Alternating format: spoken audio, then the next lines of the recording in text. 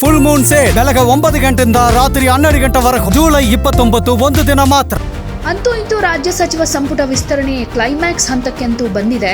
Cockroach ಹೋರಾಟದಿಂದ ಮುಂದೂಡಿಕೆಯಾಗಿದ್ದ ಸಂಪುಟ ವಿಸ್ತರಣೆ ಈಗ ಫೈನಲ್ ಸ್ಟೇಜ್ನಲ್ಲಿದ್ದು ಇವತ್ತು ಅಥವಾ ನಾಳೆ ದೆಹಲಿಯಲ್ಲಿ ಹೈ ವೋಲ್ಟೇಜ್ ಮೀಟಿಂಗ್ ನಡೆಯಲಿದೆ. ಮುಖ್ಯಮಂತ್ರಿ ಡಿಕೆ ಶಿವಕುಮಾರ್, ಸಿಡಬ್ಲ್ಯೂಸಿ ಸದಸ್ಯರೂ ಆಗಿರೋ ಮಾಜಿ ಮುಖ್ಯಮಂತ್ರಿ ಸಿದ್ದರಾಮಯ್ಯ ಹಾಗೂ ಕೆಪಿಸಿಸಿ ಅಧ್ಯಕ್ಷ ಬಿಕೆ ಹರಿಪ್ರಸಾದ್ ಅವರು ಹೈಕಮಾಂಡ್ ನಾಯಕರ ಜೊತೆ ಸಭೆ ನಡೆಸಲಿದ್ದಾರೆ. ಈ ಸಲ ಮುಖ್ಯಮಂತ್ರಿ ಡಿಕೆ ಶಿವಕುಮಾರ್ ಅವರು ಸಂಪುಟ ಫೈನಲ್ ಲಿಸ್ಟ್ ಜೊತೆಗೆ ಬೆಂಗಳೂರಿಗೆ ಬರಲಿದ್ದಾರೆ.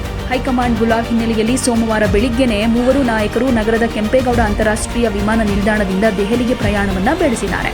ದೆಹಲಿಯಲ್ಲಿ ಎಐಸಿಸಿ ಅಧ್ಯಕ್ಷ ಮಲ್ಲಿಕಾರ್ಜುನ ಖರ್ಗೆ, ರಾಹುಲ್ ಗಾಂಧಿ, ಕೆಸಿ ವೇಣುಗೋಪಾಲ್, ರಣದೀಪ್ ಸಿಂಗ್ ಸುರ್ಜೇವಾಲಾ ಅವರ ಜೊತೆಗೆ ದೆಹಲಿಯಲ್ಲಿ ಸಂಪುಟ ವಿಸ್ತರಣೆ ಕುರಿತು ಚರ್ಚೆ ಮಾಡಲಿದ್ದಾರೆ. ಈಗಾಗಲೇ ಒಂದಷ್ಟು ಪಟ್ಟಿಗಳನ್ನ ಮಲ್ಲಿಕಾರ್ಜುನ ಖರ್ಗೆ ಆಗಿರಬಹುದು, ಸಿದ್ದರಾಮಯ್ಯನವರಾಗಿರಬಹುದು, ಡಿಕೆ ಶಿವಕುಮಾರ್ ಅವರು ಕೊಟ್ಟಿದ್ದಾರೆ. ಈ ಪಟ್ಟಿಗಳನ್ನ ಪರಿಶೀಲನೆ ಮಾಡಿ ಜಿಲ್ಲಾವಾರು ಹಾಗೆ ಸಮುದಾಯವಾರು ಪ್ರಾತಿನಿಧ್ಯ ಅನುಸರಿಸಿ ಹೈಕಮಾಂಡ್ ಪಟ್ಟಿಯನ್ನ ಫೈನಲ್ ಮಾಡೋ ಚಾನ್ಸಸ್ ಇದೆ. ಜೊತೆಗೆ ಸಂಪುಟ ವಿಸ್ತರಣೆಗೆ ಸಭೆಯಲ್ಲಿ ದಿನಾಂಕ ನಿಗದಿಪಡಿಸುವ ಸಾಧ್ಯತೆ ಕೂಡ ಇದೆ.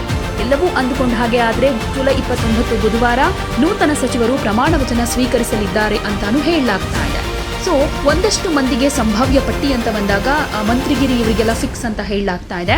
ಆ ಲಿಸ್ಟ್ ನಲ್ಲಿ ಇರೋ ನಾಯಕರು ಯಾರ್ಯಾರು ಅಂದ್ರೆ ಲಕ್ಷ್ಮಣ ಸವದಿ, ಪುಟ್ಟರಂಗ ಶೆಟ್ಟಿ, ಸಲೀಂ ಅಹಮದ್, ಎಂ ಕೃಷ್ಣಪ್ಪ, ಚಲುವರಾಯಸ್ವಾಮಿ, ಎಸ್ ಮಲ್ಲಿಕಾರ್ಜುನ್, ರಘುಮೂರ್ತಿ, ರುದ್ರ ಪಲಮಾಣಿ, ಮಧು ಬಂಗಾರಪ್ಪ, ಅಜಯ್ ಸಿಂಗ್, ಅಪ್ಪಾಜಿ ನಾಡಗೌಡ ಅಥವಾ ಯಶವಂತ ರಾಯಗೌಡ ಪಾಟೀಲ್, ಬಸವರಾಜ ರಾಯರೆಡ್ಡಿ ಅಥವಾ ಶಿವರಾಜ ತಂಗಡಗಿ, ಶ್ರೀನಿವಾಸ ಮಾನೆ ಅಥವಾ ಸಂತೋಷ್ ಲಾಡ್, ಜಮೀರ್ ಅಹಮದ್ ಅಥವಾ ತನ್ವೀರ್ ಸೇಠ್ ಅಥವಾ ರಿಜ್ವಾನ್ ಅರ್ಷದ್, ಇನ್ನು ತರೀಕೆರೆ ಶ್ರೀನಿವಾಸ್ ಅಥವಾ ಆರತಿ ಕೃಷ್ಣ, ಆನೇಕಲ್ ಶಿವಣ್ಣ ಅಥವಾ ನರೇಂದ್ರ ಸ್ವಾಮಿ ಅಥವಾ ಎಚ್.ಸಿ. ಮಹದೇವಪ್ಪ, ಅನ್ನಪೂರ್ಣ ತುಕಾರಾಂ ಅಥವಾ ಬಿ ನಾಗೇಂದ್ರ, ಗುಬ್ಬಿ ವಾಸು ಅಥವಾ ಶಿವಲಿಂಗೇಗೌಡ ಅಥವಾ ಶರತ್ ಬಚ್ಚೇಗೌಡ.